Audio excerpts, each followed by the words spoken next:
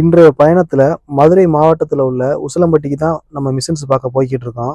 நம்ம ஆல்ரெடி வாங்கியிருந்த கொட்டேஷன்ல இருந்து நம்மளோட ஃபேமிலி சர்க்கிள்ல விசாரிச்ச வரைக்கும் நம்மளுக்கான ஐடியா 80% கிடைச்சிருச்சு. நம்ம இப்ப ஸ்டார்டிங் ஸ்டேஜ்ல உள்ள பிசினஸ்ல தான் இருக்கோம். அதனால நம்மளோட பிசினஸ்க்கு அந்த மிஷின்ஸ் எல்லாம் வாங்கணும் அப்படின்னா அந்த மிஷின்ஸ்களோட அட்வான்டேஜஸ் என்ன, டிஸ்அட்வான்டேஜஸ் என்ன, அதனோட பிரைஸ் என்ன மற்றும் அந்த மிஷின்களோட ஸ்பேர் பார்ட்ஸ் எல்லாம் நம்ம எப்படி வாங்கணும் அப்படிங்கறதெல்லாம் நம்ம டீடைல்ஸ் கலெக்ட் பண்ணியாச்சு ஓரளவுக்கு. நான் வாங்கியிருந்த கொட்டேஷன்ஸ் விஷயமா என்னோட ஃபேமிலி சர்க்கிள்ல உள்ளவங்கள்ட்டையும் என்னோட ஃப்ரெண்ட்ஸ் சர்க்கிள்ல உள்ளவங்கள்ட்டையும் நான் பேசிக்கிட்டு இருந்தேன். அப்ப அவங்க தான் எனக்கு இந்த மாதிரி ஐடியா கொடுத்தாங்க. உசிலம்பட்டியில உள்ள முறுக்கு மிஷின் மேனுஃபேக்சரிங் இண்டஸ்ட்ரி நிறைய இருக்கு, அங்கே போய் பாரு, உனக்கான ஐடியா உன்னோட பட்ஜெட்டுக்கான மிஷின் ஏதாவது உனக்கு கிடைக்கலாம் அப்படின்ட்டு ஐடியா கொடுத்தாங்க. அதுக்கான ஒரு தேடல்ல தான் நம்ம இப்ப உசிலம்பட்டி போய்கிட்டு இருக்கோம். அதுக்கு முன்னாடி நம்மளோட பிராண்ட் நேம கரெக்டா சொல்றவங்களுக்கு கிஃப்ட் கொடுக்குறோம் அப்படின்னு சொல்லியிருந்தோம். அது விஷயமா ஆண்டாள்புரத்துல உள்ள நம்மளோட டிசைனர்கிட்ட அதோட ஸ்டேட்டஸை நம்ம தெரிஞ்சுக்கிட்டு அங்க இருந்து கிளம்பியாச்சு.